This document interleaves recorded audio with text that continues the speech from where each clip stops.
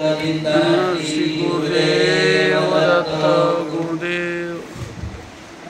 अखंडमंडलाकारं व्याप्तं येन चराचरं तत्पदं दर्शितं येन तस्मै श्री गुरवे नमः। अज्ञानतिमिरान्धस्य ज्ञानाञ्जनशलाकया चक्षुरुन्मीलितं येन तस्मै श्री गुरवे नमः। अनेकजन्मसम्प्राप्त कर्मबन्धविदायिने आत्मज्ञानप्रदानेन तस्मै श्री गुरवे नमः। गुरुर्ब्रह्मा गुरुर्विष्णु गुरुर्देवो महेश्वरः गुरुस्साक्षात् परब्रह्म तस्मै श्री गुरवे नमः। शुकासारिके पूर्णवैराग्यजाते वसिष्ठा परिज्ञानयोगेश्वराचे कवी वाल्मिका सारिका मान्यैसा नमस्कार माझा सद्गुरु रामदासा। जय जय रघुवीर समर्थ।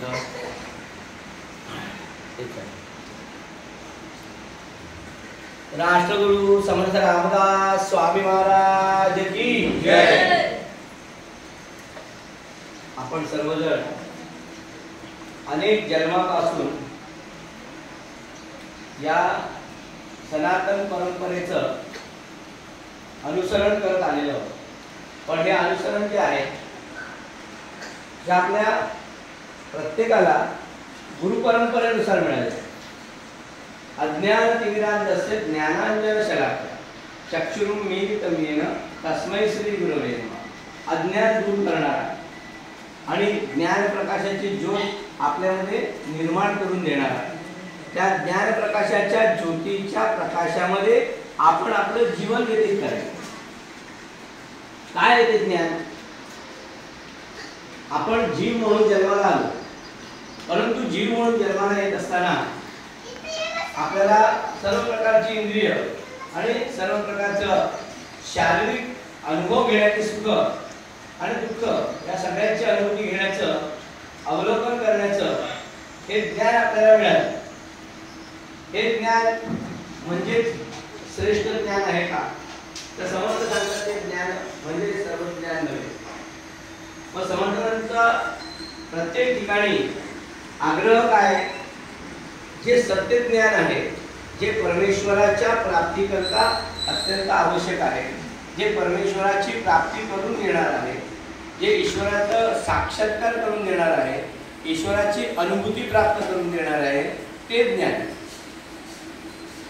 आपण म्हणतो जळी स्थळी काष्टी पाषाणी सर्वत्र देव आहे। मग सर्वत्र देव आहे असे सगळे संत सांगतात। मग सर्वत्र देव आहे तो मग आपल्याला का दिसत नाही? अज्ञानतिमिरान्धस्य ज्ञानाञ्जनशलाकया चक्षुरुन्मीलितं येन तस्मै श्री गुरवे नमः। तो चक्षु आपल्याला नाहीये, ज्ञानचक्षु। त्या ज्ञानचक्षुच्या माध्यमातून आपण सर्वांना देवत्वामध्ये बघू शकतो। व सर्वांना देवत्वामध्ये बघणं ही एक साधना आहे। अनेक प्रकारच्या साधना सांगितलेल्या आहेत, कारण अनेक प्रकारच्या साधनांच्या माध्यमातून आम्हाला हळूहळू पुढे जाता येतं। आपण आणि त्याच्याकरता झटपट करणं म्हणजे जीवन आहे का? हा पहिला प्रश्न। आता सर्वसामान्यपणे काय झालंय? त्याच्याकरता जीवन जगण्याकरता आम्ही संपूर्ण आपला वेळ खर्च करतो। अध्यात्म हे शिकवलं जात नाही। अध्यात्म शिकवलं का जात नाही? कारण आपल्याकडे आता जी शिक्षणाची पद्धती आहे त्याच्यामुळे अध्यात्म नाही। पण मग आई वडिलांना गुरु मानले, बरोबर? पहिला गुरु कोण आहे? आई वडील आहे। कारण पहिल्यांदा बोलायला शिकवतात, चालायला शिकवतात, हात जोडून आई हळूहळू चाल रे बाबा करून चालायला शिकवते। हे सगळं आई वडील शिकवतात। पण त्या आई वडिलांनाच आज ज्ञान प्राप्ती नसल्यामुळे ते आपल्या मुलांना ज्ञान देऊ शकत नाही। समर्थ रामदास स्वामी 5 वर्षाचे होते त्याच वेळेला त्यांचे ज्येष्ठ बंधू गंगाधर पंत यांच्याकडनं त्यांनी रामनामाचा अनुभव घेतला वयाच्या 5व्या वर्षी। आणि सलग 2-3 वर्ष ते अखंडपणे रामनामाचं निरंतर ध्यान करत, निरंतर अभ्यास करत, त्याच्याबरोबरच त्यांनी घरात कुलकर्णी पद होतं. त्याच्याबरोबरच त्यांनी वडील बंधूंकडनं सगळे स्तोत्र, बाकीच्या श्लोक हे सगळं जे बाळगून पाहिजे ते त्याच वेळेला शिकून घेतलं.